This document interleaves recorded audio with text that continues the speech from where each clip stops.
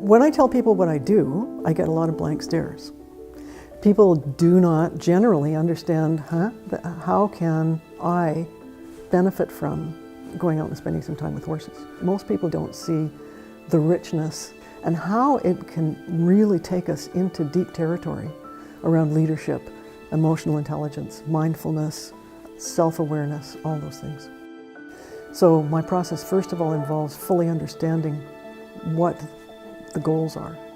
And that's essential to executive coaching, is understanding the client's needs and ensuring that I'm doing everything that I can to create the opportunity for them to meet their goals.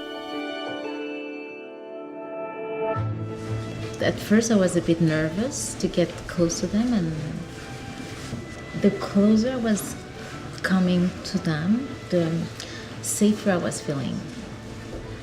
Initially, I do spend time ensuring that they understand the language of the horse. This is how they communicate with each other. This is how they see the world. This is how they behave from a physiological perspective or a body language perspective.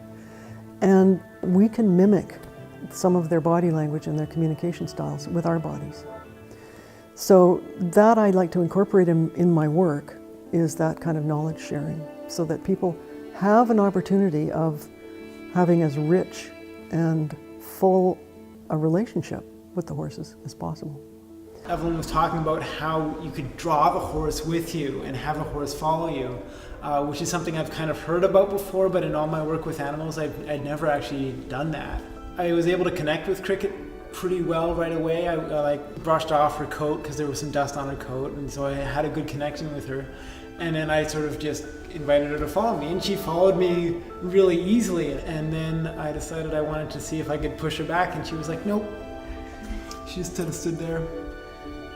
I wasn't connected with the horse. I was trying to be a boss, but I wasn't being connected. So that was pretty insightful. Horses really require us to be clear about our energy, about what we're feeling, and they require us to be clear about our boundaries. A lot of times in the workplace, people may not be clear on how assertive they are. They might not be assertive enough. They might be aggressive. People can actually experiment and get clear about their own level of assertiveness through working with horses. I think Evelyn taught me how it just all comes back to the neuroscientific and chemical connections. And her style and the way she explained everything just brought it all together in something that was very tangible. It's been important for me to ground my executive coaching in the physiology and the neuroscience of us as human beings and how it's similar to the nature of the horse. We have this mammalian nature that we share. So being able to understand ourselves and horses as mammals contributes a lot to how we can be with other people. And we can take that knowledge and experience back into our relationships in the workplace.